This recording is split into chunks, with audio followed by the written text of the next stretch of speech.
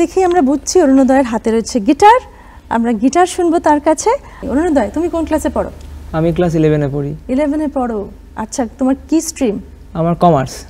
বাহ, খুব ভালো। তোমাদের লেখাপড়ার পাশাপাশি এই যে গান আর বাজনা, এই দুই নিয়ে তোমরা এগিয়ে চলেছো, এটাও আমাদের খুব আনন্দের, জানো তো। এটাতে লেখাপড়া আরো ভালো হয়, তাই না? তাই তো? হ্যাঁ।